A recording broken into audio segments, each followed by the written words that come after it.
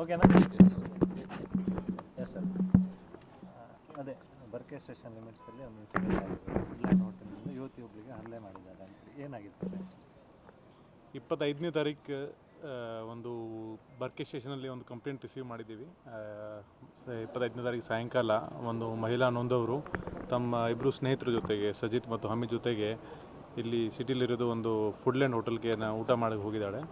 ಆವಾಗ ರಾತ್ರಿ 11:30ಗೆ ಊಟ ಮುಗಿಸಿ ಬರುವಾಗ ಕೆಳಗಡೆ ಬಂದಾಗ ಕಾರ್ಗೆ ಹಿಂದೆ ತಗೊಳ್ಳುವಾಗ ಒಂದು ಟೂ ವೀಲರ್ಗೆ ಅವರು ಟಚ್ ಮಾಡಿದ್ದಾರೆ. ಆವಾಗ ಟೂ ವೀಲರ್ ಕೆಳಗಡೆ ಬಿದ್ದಿದೆ.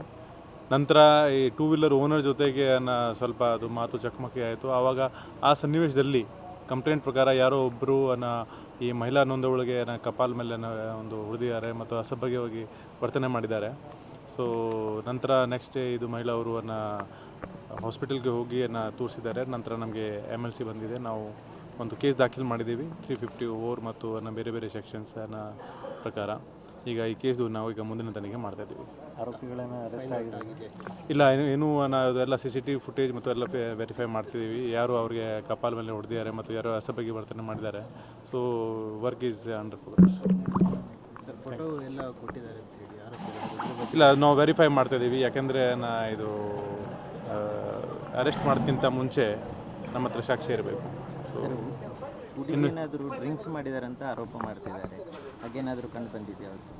ಅದು ಈಗ ನಾವು ಎಲ್ಲ ಪ್ರೊಸೆಸ್ ಇನ್ವೆಸ್ಟಿಗೇಟ್ ಮಾಡ್ತಾಯಿದ್ದೀವಿ. ಬಟ್ ಆದರೆ ಕಂಪ್ಲೇಂಟ್ ಮತ್ತು ಕಂಪ್ಲೇಂಟ್ ಏನು ತಿಂದಿದ್ದಾರೆ ಕುಡಿದಿದ್ದಾರೆ ಅದರಿಂದ ಏನು ಸಂಬಂಧ ಇಲ್ಲ.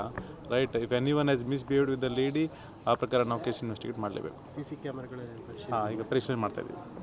ಧನ್ಯವಾದಗಳು.